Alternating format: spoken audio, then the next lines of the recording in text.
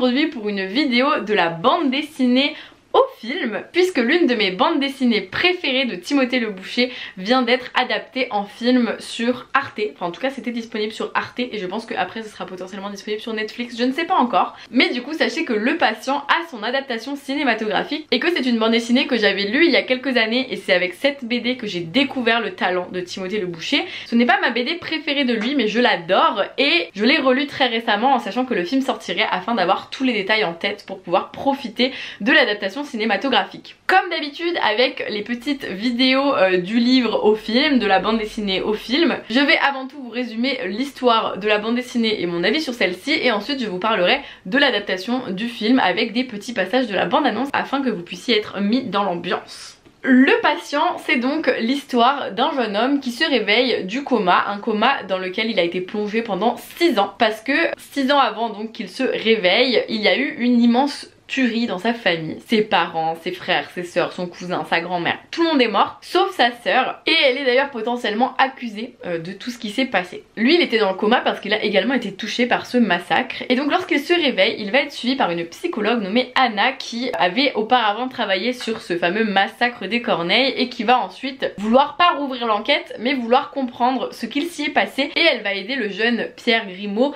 à se souvenir, à faire appel à tout ce qui s'est passé durant ce moment-là, et au fur et à mesure que les souvenirs vont refluer, nous on commence à comprendre petit à petit ce qu'il s'est vraiment passé cette nuit-là. Et la relation entre Anna et son patient va elle aussi un peu évoluer, mais je n'en dis pas plus. C'est une sacrée bande dessinée, vraiment un pavé, elle fait presque 300 pages. C'est vraiment pas une BD qui se lit en 30 minutes comme les BD habituelles, hein. Vraiment là vous en avez pour 2 heures facile de lecture, mais en même temps je trouve cette histoire absolument géniale. C'est très sombre évidemment, hein. Dès le début on est sur un massacre avec plein de gens morts, donc voilà. En même temps il y a plein de choses assez intéressantes, des liens qui vont se créer entre le patient et d'autres patients de l'hôpital. Enfin vraiment il y a plein de thématiques et j'adore la profondeur des personnages de Timothée Le Boucher, mais aussi leurs vices, leur côté sombre, leur côté caché. Je n'en dis pas plus, tout ce que je peux vous dire c'est que c'est une bande dessinée que j'ai trouvé absolument extraordinaire, que ce soit dans l'intrigue, dans l'ambiance, vraiment ça nous met dans un état, on se dit waouh, enfin vraiment cet auteur, illustrateur est juste trop fort. Enfin il sait faire avec ses dessins et avec ses idées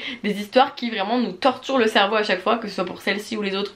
C'est tout le temps la même chose. Donc quand j'ai su qu'il allait y avoir une adaptation cinématographique, j'ai clairement sauté de joie. Enfin j'étais en mode c'est trop bien, c'est une des BD que je préfère au monde et elle va être adaptée, enfin trop cool. Surtout si ça peut donner l'opportunité à la BD de rencontrer un nouveau public, c'est encore mieux. Nous passons donc à l'adaptation cinématographique Le Patient qui a été réalisée par Christophe Charrier. Quelque chose de terrible est arrivé dans votre maison.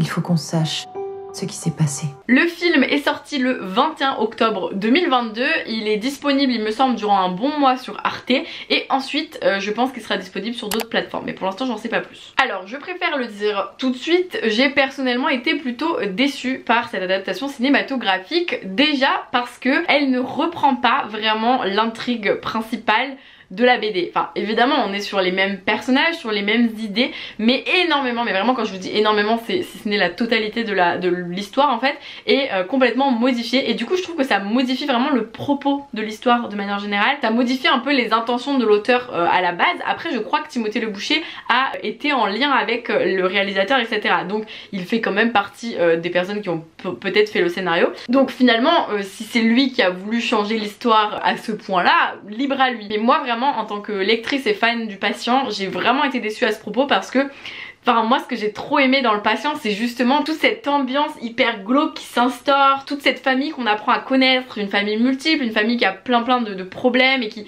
Et là vraiment...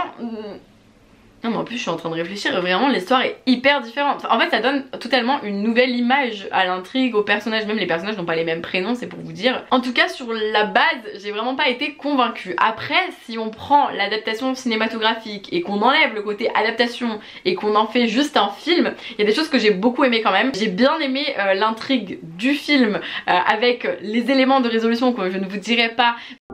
On vous a retrouvé par terre dans le salon. Je sais pas qui a fait ça. J'ai oublié. Je peux vous aider à vous souvenir.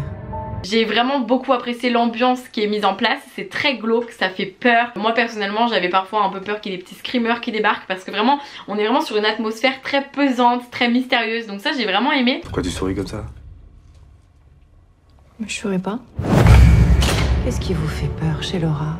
L'intrigue est vraiment bien menée, on se doute pas de ce qui va se passer à la fin et moi j'avoue, je suis assez fière mais je m'étais dit tiens ça pourrait peut-être être ça et c'est pas une question d'avoir lu la BD puisque c'est pas la même histoire hein.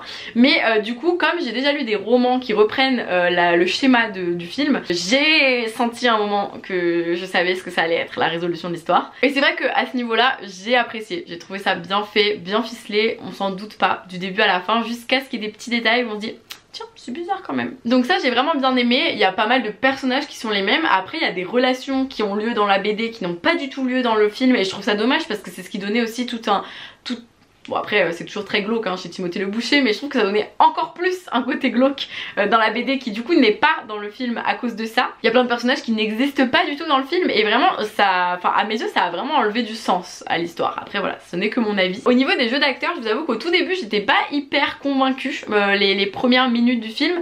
Après ça allait un peu mieux donc ça va. Puis surtout on n'est pas sur un film, on a beaucoup de personnages qui parlent beaucoup. L'acteur principal par contre je trouve qu'il joue hyper bien. Je vais te redresser un peu. Personne ne viendra vous faire de mal.